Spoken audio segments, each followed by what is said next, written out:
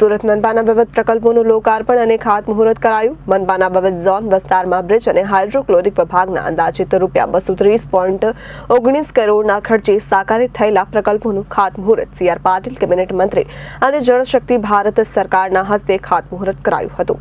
કેન્દ્રીય મંત્રી સીઆર પાટીલ સુરતમાં સુરત મનપાના વિવિધ પ્રકલ્પોનું લોકાર્પણ અને ખાતમુહૂર્ત કર્યું. મનપાના વિવિધ ઝોન વિસ્તારમાં બ્રિજ અને હાઇડ્રોક્લોરિક વિભાગના અંદાજિત ₹230.19 કરોડના ખર્ચે સાકારિત થયેલ પ્રકલ્પોનું ખાતમુહૂર્ત કરાયું. સીઆર પાટીલની કેબિનેટ મંત્રી જળશક્તિ ભારત સરકારના હસ્તે ખાતમુહૂર્ત કરાયું છે.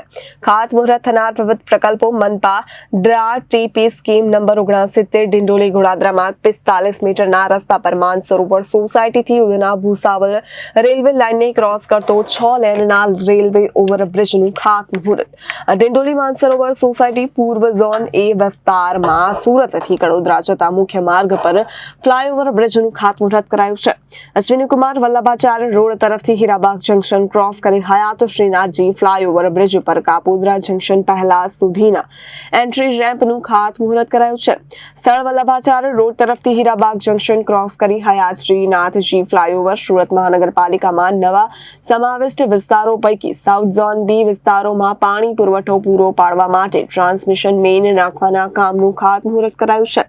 સાઉથ ઝોન બી કનકપુર હેઠળના નવા સમાવિષ્ટ કનકપુર, કંસાળ, પાલી, સચિન, પારડી, કણદે, ઉબેર અને તલંગપુર વિસ્તાર. સુરત મહાનગરપાલિકામાં નવા સમાવિષ્ટ વિસ્તારો પૈકી સાઉથ ઝોન બી હેઠળના નવા સમાવિષ્ટ કનકપુર, કંસાળ, પાલી, સચિન, પારડી, કણદે, ઉબેર તેમજ તલંગપુર વિસ્તારમાં પાણી પુરવઠો પૂરો પાડવા માટે રાઇઝિંગ મેઇન નાખવાના કામનું ખાતમુહૂર્ત કરાયું છે. સૌથી ગંદા શહેર હોવાથી લોકો સુરતની ટીકા કરતા હતા.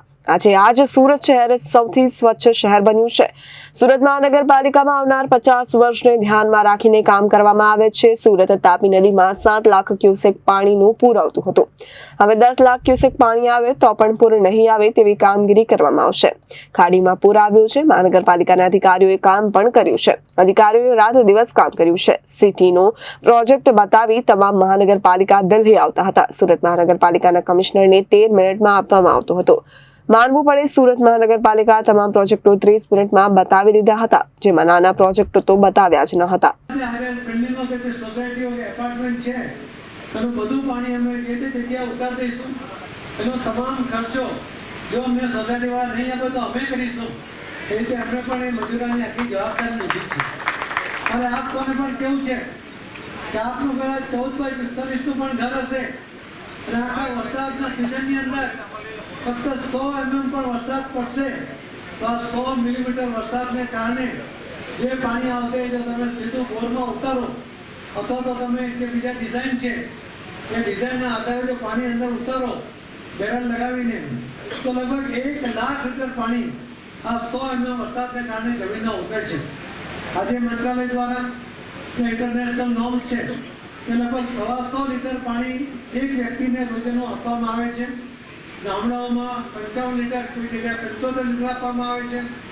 આપણે 100 પ્રમાણે ગણીએ અને એક ઘરમાં જો 4-5 લોકો હોય તો બી 700-800 લીટર પાણી જોઈએ. આપણે 1000 લીટર પાણી ગણીએ તો એક ઘરમાં રોજનું 1000 લીટર જોઈએ અને 365 દિવસમાં લગભગ 3.5-4 હજાર પણ 30-40 હજાર લીટર પાણીની જરૂરત પડે. તમે જે પાણી ઉતારો છો 1 લાખ લીટર પાણી ઉતારો છો અને તમે જે વાપરો છો તે ફક્ત 40,000 વાપરો છો એટલે તમારી જરૂરિયાત પણ એમાંથી પૂરી થાય છે અને બાકીનું પાણી એમાં ડિપોઝિટ થાય છે. આપણી આવનારી પેઢીને જો આપણે એક સારું વાતાવરણ આપવું હશે તો એના માટે સૌથી પહેલાં પાણીની વ્યવસ્થા કરવી પડશે. આજે જ્યારે વર્ષો સુધી લોકોના ઘરમાં પાણી નહોતું, લગભગ બહેનોને દૂર સુધી પાણી લેવા જવું પડતું હતું. એના કારણે જે WHO રિપોર્ટ છે કે આપણા દેશની અંદર 5.5 કરોડ કલાકો રોજ બહેનોના બગડતા હતા. એ પાણી લેવા જાય ને લઈને આવે એને આટલા દૂર ચાલતા જવું મોકો મળ્યો છે. આપણે આગ્રહ કરે બોલવાનો કે મારે પાણી એ તો એક બહુ મહત્વનો વિષય છે. તમારા દ્વારા તમારી મદદની અપીલ કરવા માટે મેં તમારો આટલો સમય લીધો છે. હું કોઈ પણ જગ્યાએ જાઉં છું મને પાણીની બોટલ આપે ને અડધી પાણી દઉં ને હોટલમાં હોય કે કોઈના ગયા તો અડધો પાણીની બોટલ પાછો લેતો આવું છું. કે મંત્રાલયનો મંત્રી બન્યા પછી પહેલાંથી જ આ કરું છું.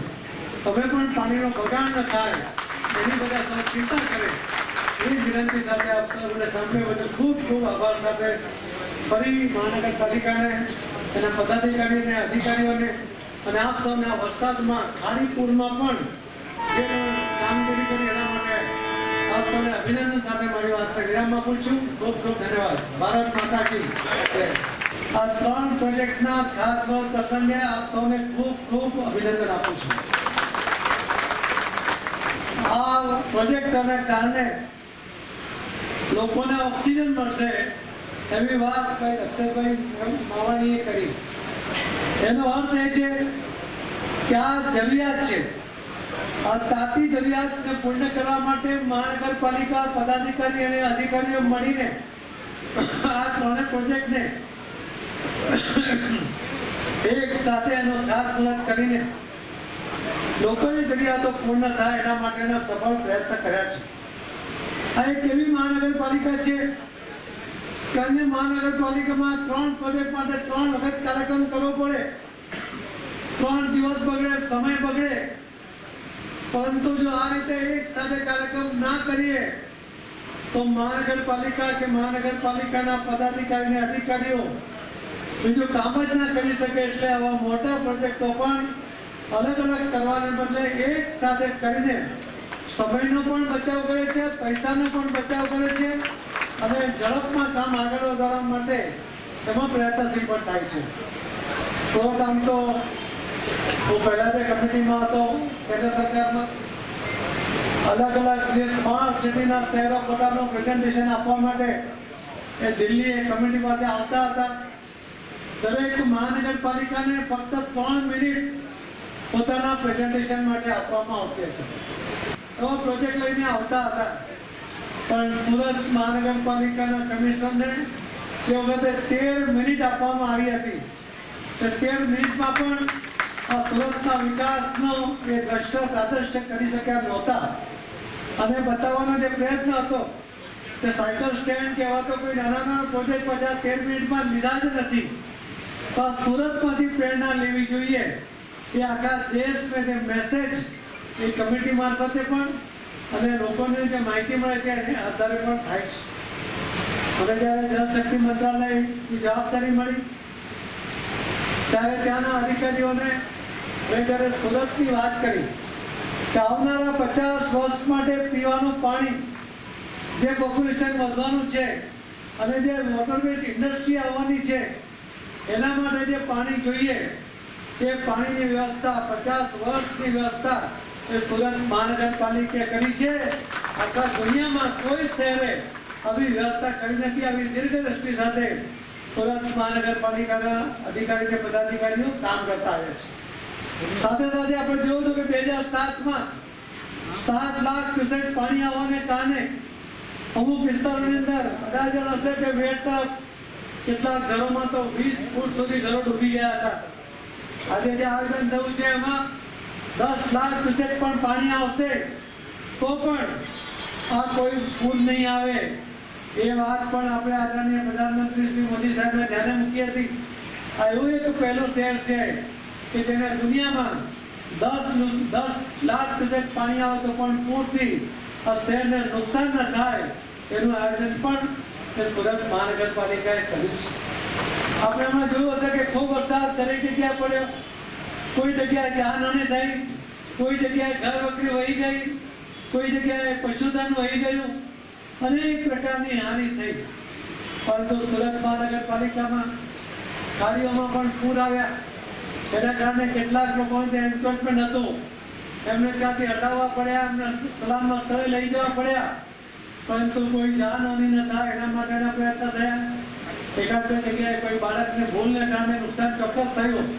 પણ મહાનગરપાલિકાના પદાધિકારીઓ અને અધિકારીઓ જે રીતે રાત દિવસ ખડે પગે રહીને સતત વરસાદ પડતો હતો, ઉપરની ધારા અટકતી નહોતી અને બહારના વરસાદનું પાણી પણ એ પૂરની સ્થિતિને વધારે બગાડી રહ્યું હતું, ત્યારે રાત દિવસ ભેગા થઈને સૌ કોર્પોરેટરો, સૌ અધિકારીઓ, સૌ પદાધિકારી અને કમિશનર અને અધિકારીઓ સહિત બધાએ એ ખડે પગે કામ કર્યું.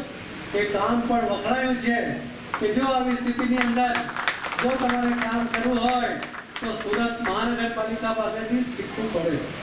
Reporter Arvind Rathod, Janadesh news, Surat.